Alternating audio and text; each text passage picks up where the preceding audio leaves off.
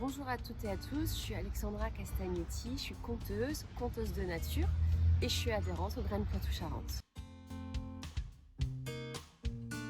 Si j'étais un arbre, je serais l'arbre des contes, je serais un arbre mythique, un arbre cosmique avec les racines et les branches qui relient le terrestre et le céleste.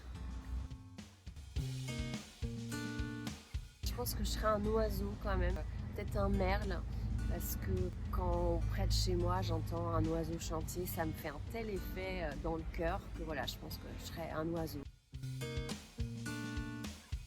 Si j'étais une saison, je serais le printemps parce que c'est beau, d'un coup, paf, tout redevient vert. Et puis le printemps, il y a vraiment une notion de promesse. Ça contient toutes les promesses et j'aime bien ce moment quand on se tient à l'aube des promesses. Je dirais le bleu parce qu'il y a un côté joie, pétillant et en même temps profondeur qui me plaît bien. J'ai pris une baguette magique. Déjà j'adore parce qu'avec les petites paillettes quand il y a du soleil ça fait plein de petits arcs-en-ciel. Baguette magique parce que dans les contes évidemment il y a de la magie et puis parce que je trouve qu'une des manières de traverser cette vie du mieux qu'on puisse c'est de réussir à faire de la magie dans le quotidien. Donc voilà, de la magie.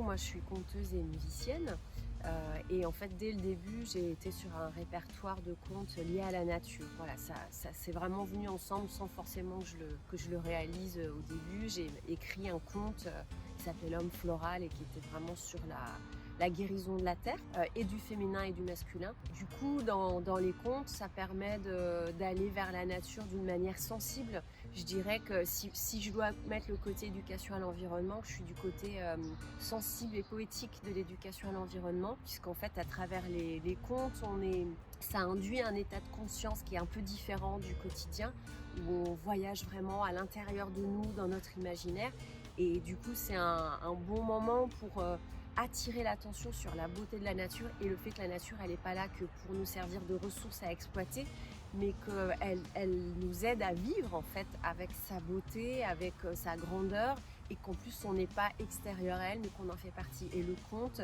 à travers des histoires rigolotes, poétiques ou merveilleuses, ça nous permet de nous souvenir, de nous réancrer dans cette réalité-là.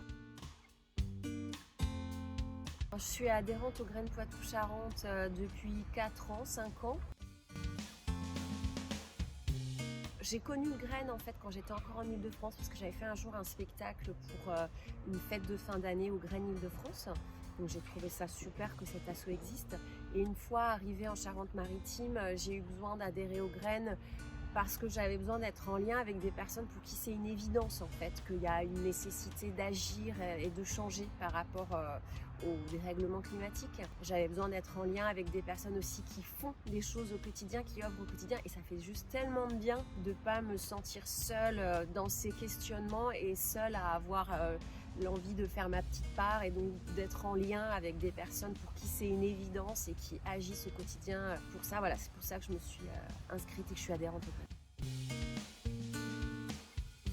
Là, j'ai un projet en fait d'écrire un récit positif du futur, l'inverse d'une dystopie, une utopie où on serait projeté dans un lointain futur où ça y est, on aurait réussi à résoudre le problème du dérèglement climatique. Et du coup, je travaille avec le Graines, avec les différentes structures adhérentes pour rencontrer des publics et notamment faire du collectage de paroles pour recueillir les représentations du futur de chacun.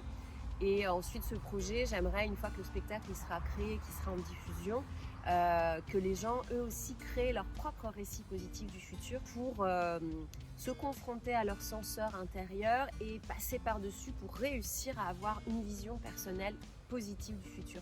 Et donc, en ça, je suis en lien avec les différentes structures New Graines.